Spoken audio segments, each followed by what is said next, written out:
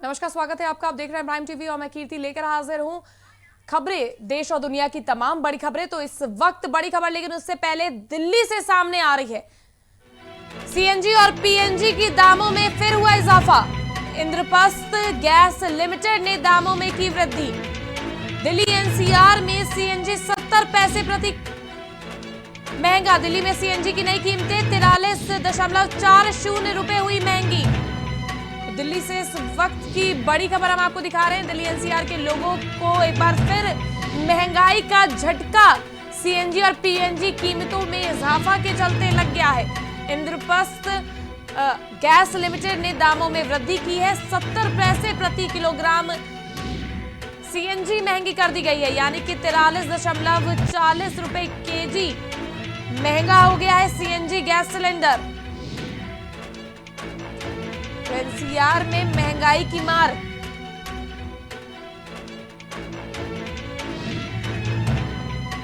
वहीं अगली बड़ी खबर वैक्सीन को लेकर सामने आ रही है। तो वैक्सीनेशन को लेकर अगली बड़ी खबर हम आपको दिखा रहे हैं। भारतीय वैक्सीन निर्माताओं का आईटी सिस्टम ठप। आईटी सिस्टम को हैकर्स ने टारगेट किया है। आईटी सिस्टम को हैक करने की कोशिश की गई। चीन समर्थित हैकर्स के ग्रुप ने की कोशिश। वैक्सीन सप्लाई चेन को बाधित करना मकसद था। तो दिल्ली से बड़ी खबर हम आपको दिखा रहे हैं। कोरोना वायरस एक और बढ़ रहा है, वहीं भारतीय वैक्सीन निर्माताओं का आईटी सिस्टम निशाने पर। चीनी हैकर्स के आईटी सिस्टम को हैकर्स ने टारगेट किया। सिस्टम को हैक करने की कोशिश की है आईटी के। भारतीय आईटी सिस्टम को हैक करने चीनी समर्थित हैकर्स के ग्रुप ने यह कोशिश की है। वैक्सीन सप्लाई चेन को बाधित करना मकसद।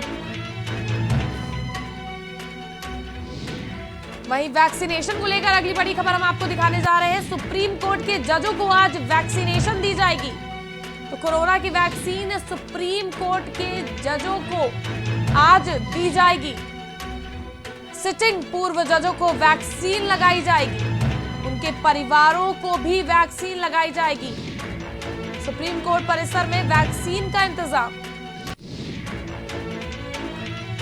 तो अगली बड़ी खबर भी हम वैक्सीन को लेकर दिखा रहे हैं कि आज सुप्रीम कोर्ट के जजों को लगेगा टीका। साथ ही साथ उनके परिवार वालों को भी टीका लगाया जाएगा। सिटिंग पूर्व जजों को वैक्सीनेशन दी जाएगी। सुप्रीम कोर्ट परिसर में वैक्सीन का इंतजाम कर लिया गया है।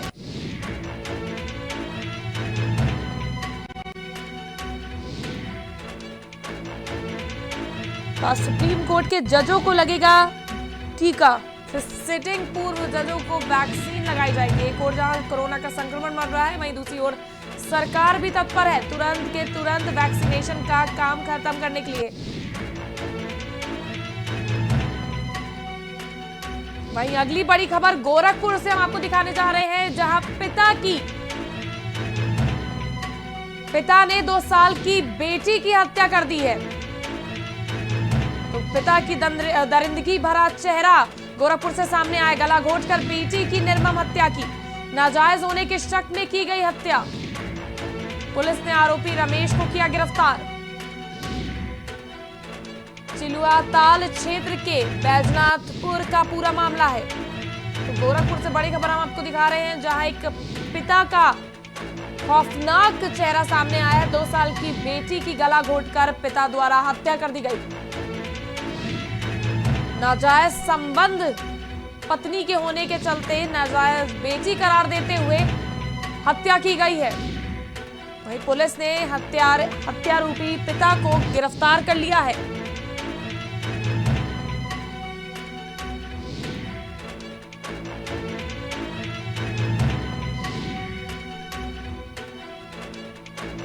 गोरखपुर से हम बड़ी खबर आपको दिखा रहे हैं।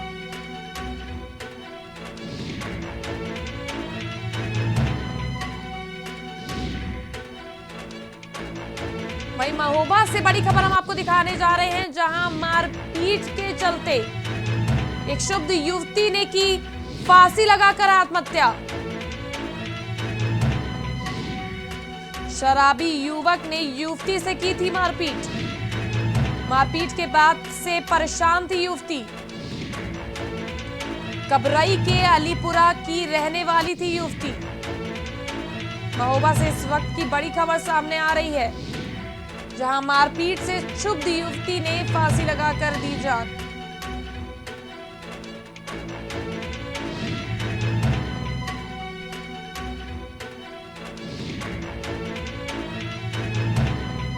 मैं आपको बता दूं कि मारपीट का ये मामला है, जिसके चलते युवती काफी हद तक परेशान हो गई थी और उसने परेशान होकर फांसी लगाने का फैसला किया।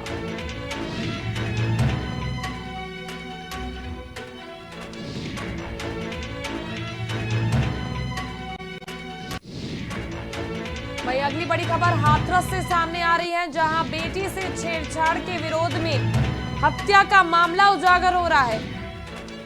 बेटी से छेड़छाड़ के विरोध पर हत्या का मामला। पुलिस ने हत्याकांड में एक आरोपी को पकड़ा।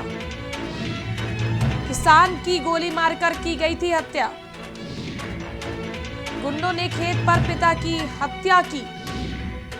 हत्यारों ने ताबड़तोड़ कई राउंड फायरिंग भी की थी।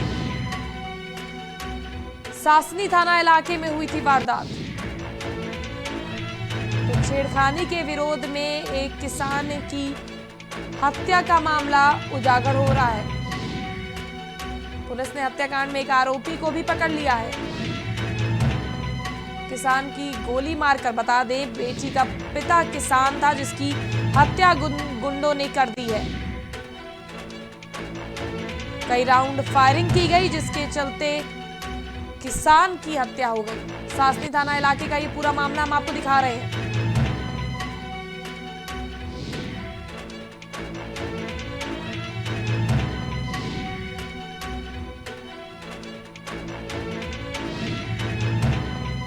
वहीं अगली बड़ी खबर अयोध्या से सामने आ रही है, दवा व्यवसायियों की हड़ताल का मामला। तो दवा व्यवसायियों की हड़ताल से जुड़ी बड़ी खबर हम आपको दिखाने जा रहे हैं। 10 दिन के लिए हड़ताल किया गया स्थगित। केमिस्ट एंड ड्रगिस्ट एसोसिएशन ने किया स्थगित। जनता की परेशानियों को देखते हुए लिया गया फैसला। कल से फुटकर और थोक की खुलेंगी दुकानें। कार्रवाई न होने पर दोबारा होगी हड़ताल। तो अयोध्या से बड़ी खबर हम आपको दिखा रहे हैं, जहां दवा व्यवसायियों की हड़ताल स्थगित कर दी गई है। 10 दिन के लिए यह फैसला किया गया है। आम जनमानस की परेशानी को देखते हुए केमिस्ट एंड ड्रगिस्ट एसोसिएशन ने हड़ताल को स्थगित करने का फैसला ले लिया है। तो कल से फुटकर और थोक की दुकानें खोल दी जाएंगी।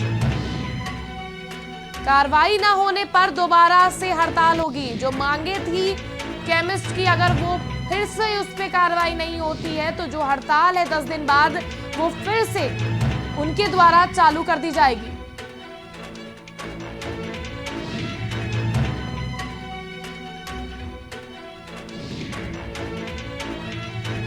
तो गोंडा से अब अगली बड़ी खबर हम आपको दिखाने जा रहे हैं, जहां बिना लाइसेंस खून का कारोबार हो रहा था। जी हां, गोंडा से बड़ी खबर हम आपको दिखा रहे हैं। बिना लाइसेंस के ब्लड बैंक का कारोबार। दलाल चलाते हैं काले कारोबार का रैकेट। कोतवाली नगर में 15 के खिलाफ एफआईआर में सरकारी कर्मचारी भी शामिल। खून दिलाने के नाम पर होती थी वसूली। एससीपीएम हॉस्पिटल में चल रहा था गोरख धंधा।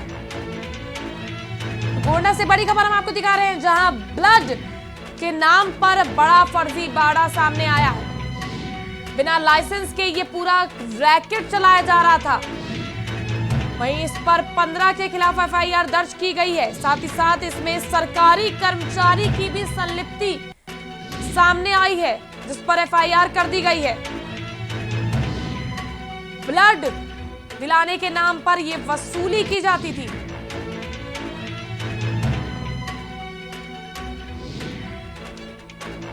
गोंडा से बड़ी खबर हम आपको दिखा रहे हैं।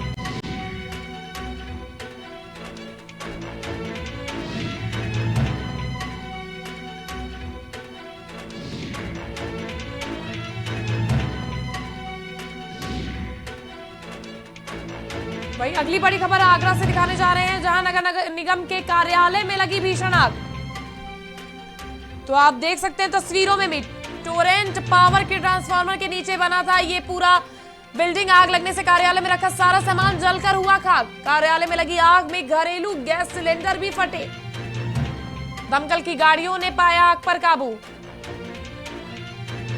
थाना रकाबगंज में बिजली घर चौकी की घटना। तो नगर निगम के कार्यालय में भीषण आग का मामला सामने आया है। टोरेंट पावर ट्रांसफार्मर के नीचे बना था यह नगर निगम का कार्यालय, जो आग की चपेट में आ गया। कई घरेलू गैस सिलेंडर भी इस आग की चपेट में आने से फट गए। बड़ा हादसा आगरा से सामने आया है।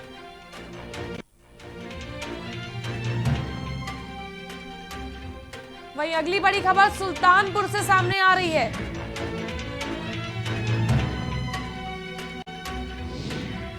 चाकू के हमले से घायल अधेड़ की मौत। लखनऊ मेडिकल कॉलेज में चल रहा था इलाज। बीते 13 फरवरी को घायल हुआ था अधेड़। बंधुआ कला थाना क्षेत्र के इमामगंज की पूरी घटना। सुल्तानपुर से बड़ी खबर हम आपको बता रहे हैं। चाकू के हमले से एक अधेड़ व्यक्ति की मौत हो गई। मेडिकल कॉलेज में इलाज चल रहा था इस व्यक्ति का।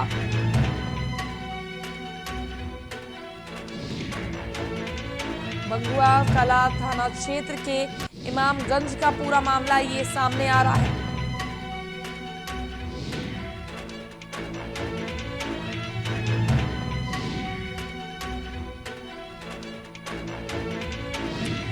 वहीं दिल्ली से बड़ी खबर सामने आ रही है। मुख्तार अंसारी मामले की सुनवाई आज। दिल्ली से बड़ी खबर हम आपको दिखा रहे हैं। मुख्तार अंसारी मामले की आज सुनवाई है। सुप्रीम कोर्ट में आज होगी सुनवाई। यूपी भेजने के मामले की याचिका पर सुनवाई। पंजाब जेल में बंद है मुख्तार अंसारी। तो यूपी भेजने के चलते ये सुनवाई की जाएगी आज सुप्रीम कोर्ट में। मुख्तार अंसारी को लेकर पंजाब के जेल में बंद है मुख्तार अंसारी, जिसको लेकर आज सुनवाई की जाएगी। यूपी भेजने के मामले पर याचिका पर सुनवाई सुप्रीम कोर्ट के द्वारा आज की जाएगी।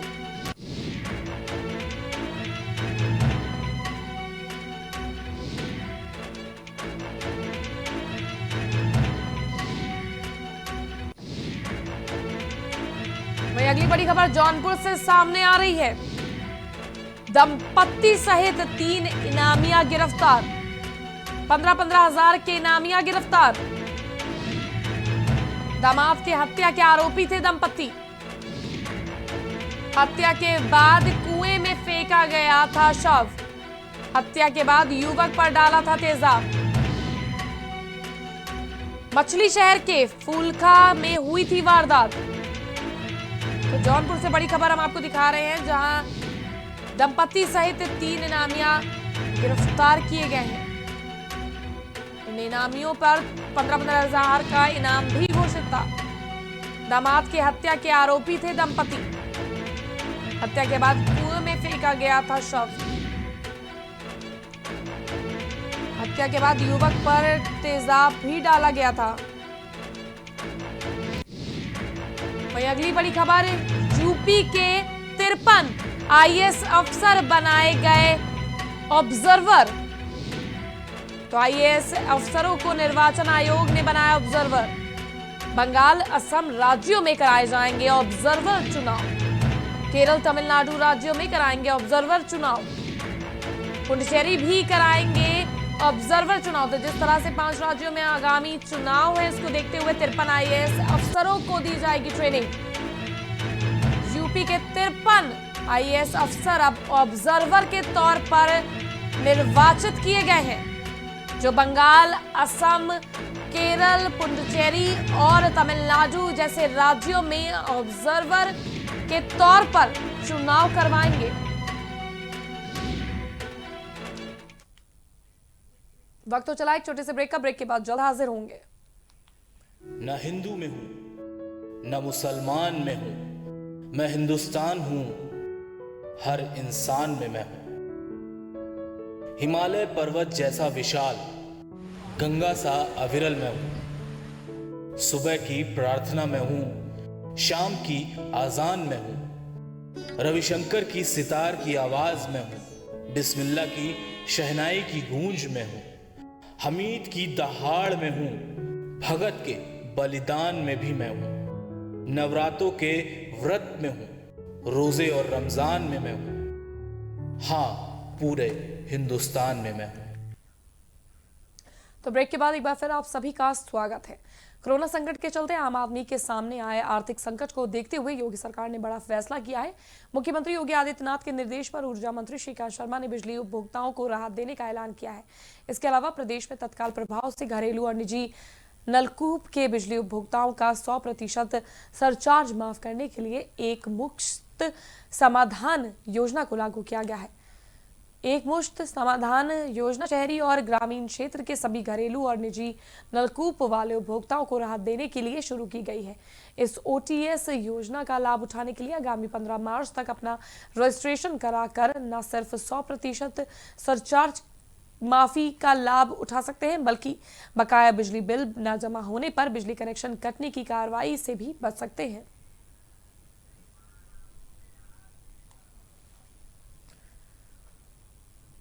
भाजपा के राष्ट्रीय अध्यक्ष JP नड्डा वाराणसी के दौरे पर हैं। इस दौरान राष्ट्रीय अध्यक्ष चंदौली पहुंचे, जहां उन्होंने पड़ाव स्थित पंडित दीनदयाल उपाध्याय की प्रतिमा पर पुष्पांजलि अर्पित की।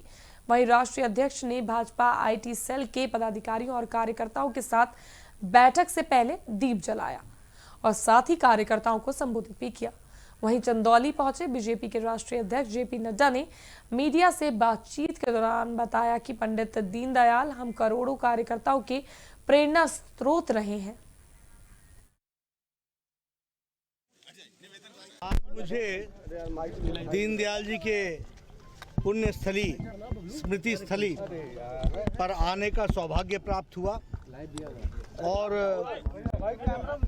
उनकी मूर्ति पर हमें यहाँ श्रद्धा सुमन भी चढ़ाने का सौभाग्य प्राप्त हुआ। दीनदयाल जी हम सबके करोड़ों कार्यकर्ताओं के प्रेरणा स्रोत रहे। वैचारिक पृष्ठभूमि पर उन्होंने भारतीय जनसंघ को और भारतीय जनता पार्टी को और भारतीय विचारधारा को एक नई दृष्टि दी, जो भारतीय संस्कृति से रची बसी और भारतीय राजनीति में आजमगढ़ के पार्टी कार्यालय से गैस सिलेंडर के दाम में बढ़ोतरी के विरोध में युवा कांग्रेस के कार्यकर्ताओं ने हाथ में सिलेंडर लेकर जुलूस निकाला और शहर के विभिन्न मार्गों से होते हुए कलेक्ट्रेट पहुंचकर केंद्र और प्रदेश सरकार के खिलाफ जमकर नारेबाजी की।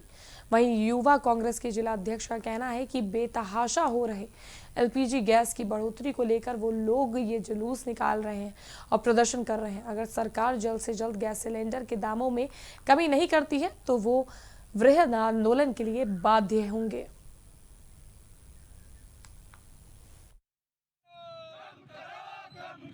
ये LPG गैस की बेतहाशा बढ़ोतरी को लेकर केंद्र सरकार द्वारा उनके पेट्रोलियम मंत्रालय से करीबन 1 महीने में 4 दफा LPG गैस की दाम को बढ़ाया गया है। चौथी बार करीब 900 के करीब LPG गैस के दाम हो चुके हैं। आज फिर 25 रुपये LPG गैस के दाम बढ़े और हमारे राष्ट्रीय सचिव श्रीनिवास जी के आह्वान पर आज ये हम सभी युवा कांग्रेस के साथी इस कलेक्ट्रेट चौराहे पे LPG गैस के दाम के बढ़ोतरी के विरोध में आज हम लोग प्रदर्शन किया जा रहा है। अगर दाम कम नहीं किए जाते हैं LPG गैस में, अगर ऐसे ही बढ़ोतरी होती रही। पेट्रोल, डीजल और LPG गैस के बाद अब CNG भी महंगी हो गई है। इंद्रप्रस्थ गैस लिमिटेड ने कहा कि अब राजधानी दिल्ली समेत यूपी के तमाम शहरों में बढ़ी हुई दरों पर CNG मिलेगी। राजधानी लखनऊ में अब 1 किलो CNG के लिए 63.55 रुपए चुकाने होंगे। अगर पिछले 10 महीनों की बात करें तो CNG की कीमतों में 10 रुपए 55 पैसे की बढ़ोतरी दर्ज की गई है।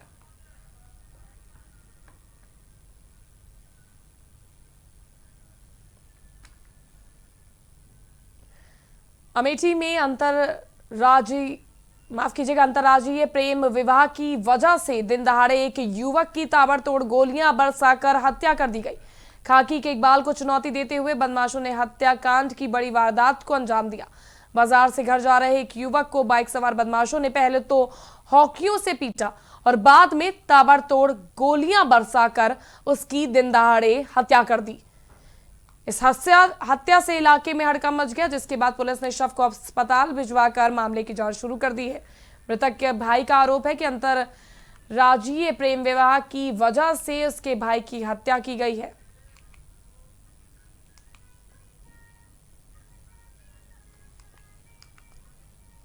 प्रेमी के साथ मिलकर अपने परिवार के 7 सदस्यों की हत्या के मामले में दोषी ठहराए जाने के बाद शबनम को रामपुर जिला जेल से बरेली लाया गया। उच्चतम न्यायालय से मौत की सजा सुनाए जाने के बाद अमरोहा की रहने वाली शबनम को रामपुर जिला जेल से बरेली जेल में शिफ्ट किया गया है। बरेली जिला जेल के अधीक्षक वीपी सिंह ने शबनम को यहां लाए जाने की पुष्टि की है।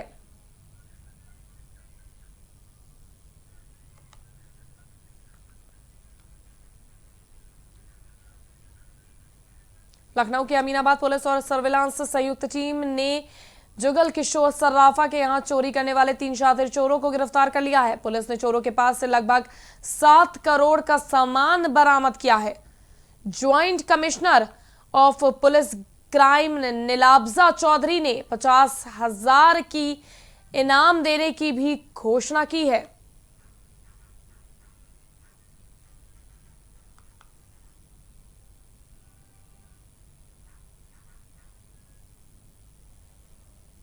सहारनपुर पुलिस ने गांव सबदलपुर में जलती चिता से शव को निकलवा कर पोस्टमार्टम के लिए भिजवाया। दरअसल ये मामला एक विवाहिता को जहर देकर मारने का था। इस बाबत विवाहिता के पिता ने पति समेत 3 ससुरालियों के खिलाफ हत्या का मुकदमा दर्ज कराया था, जिसके बाद पुलिस ने तुरंत ही इस मामले में दखल दिया और गांव के शमशान में पहुंचकर जलती चिता से महिला के शव को निकलवाया।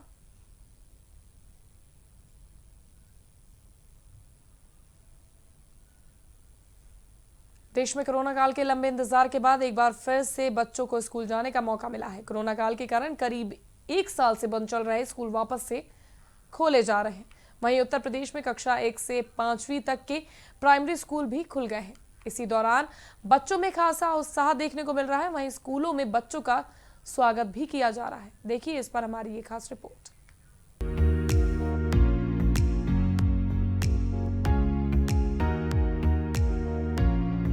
देश में कोरोना टीकाकरण का दूसरा चरण शुरू हो चुका है। वहीं कई राज्यों ने 1 मार्च से स्कूल दोबारा खोलने का फैसला किया है। इनमें यूपी, बिहार, झारखंड, जम्मू कश्मीर, मेघालय और मिजोरम शामिल हैं। मेघालय और मिजोरम में तो स्कूल पूरी तरह खोल दिया गया है। बिहार में 1ली से 5वीं की कक्षाओं 1 मार्च से लगाई जा रही हैं। हरियाणा में भी 1ली और 2री के बच्चों ने स्कूल आना शुरू कर दिया है। यहां 24 फरवरी को 3री और 4थे की कक्षाएं शुरू कर दी गई थी। झारखंड में सभी स्कूलों में सामान्य कक्षाएं शुरू कर दी गई हैं। साथ ही ऑफलाइन परीक्षाएं करवाने पर भी विचार किया जा रहा है। 1 मार्च से स्कूल कॉलेज खोलने के बारे में इन राज्य सरकारों ने पहले ही एओपी जारी कर दिया है। उत्तर प्रदेश में कक्षा 1 से 5 तक के बच्चों के लिए स्कूल खुल गए हैं। स्कूलों में बच्चों का स्वागत किया गया। करीब 1 साल बाद स्कूल आ रहे प्राइमरी के बच्चों को खुशनुमा माहौल देखा जा रहा है। कहीं फूलों की सजावट की गई तो कहीं रेड कारपेट बिछाकर फूल बरसाते हुए बच्चों का स्वागत किया गया है। जब मैं यहाँ पे आती हूँ, मैं क्या बहुत सारे सभी छात्र छात्राएं आते हैं, तो यहाँ पे सबसे पहले तो हम लोग हाथ सैनिटाइजर करते हैं। सभी लोग करते हैं सैनिटाइजर और मास्क लगा के आते हैं। 2 गज की दूरी है हमारी। जैसा कि मोदी जी ने बताया है कि 2 गज की दूरी मास्क है ज़रूरी, उसी हिसाब से हम लोग हमारे स्कूल के शिक्षकगण और सभी छात्र छात्राएं सभी लोग मास्क वगैरह लगा के आते हैं और हाथ सैनिटाइज करते हैं। इसी प्रकार से हम सभी लोग शिक्षा ग्रहण कर रहे हैं। निर्देश मिले हैं प्रशासन से कि हमें कोविड-19 के विरुद्ध लड़ाई लड़नी है, जंग लड़नी है। उसके तहत जो भी हमारे माननीय प्रधानमंत्री जी ने जो भी निर्देश दिए उन सभी का पालन हम सभी छात्र छात्राएं और हमारे यहाँ के शिक्षकगण और सभी विद्यालय परिवार के सभी लोग नियमित रूप से पालन कर रहे हैं। जैसे कि मास्क का यूज़ करना और सैनिटाइज करना और 2 गज की दूरी, तो हम उन सभी नियमों का पालन कर रहे हैं और सभी से कहना चाहेंगे कि सभी लोग प्रशासन द्वारा दिए गए निर्देशों का पालन करें और भारत को कोरोना मुक्त बनाने में प्रशासन की और हम सब की मदद करें। उत्तर प्रदेश में करीब 1 साल से बंद चल रहे क्लास 1 से 5वीं तक में प्राइमरी स्कूल 1 मार्च से खुल गए हैं। इस दौरान सभी स्कूलों को कोरोना संक्रमण को देखते हुए सरकार की गाइडलाइन का पालन कर रहे हैं। वहीं स्कूलों में सिर्फ 50% बच्चों को ही स्कूल बुलाया जा रहा है। कोविड प्रोटोकॉल के तहत बच्चों में 6 फीट की दूरी और मास्क पहने नजर आए। बच्चों के रिक्शे, बसों आदि के नियमित सैनिटाइजेशन की व्यवस्था की जा रही है।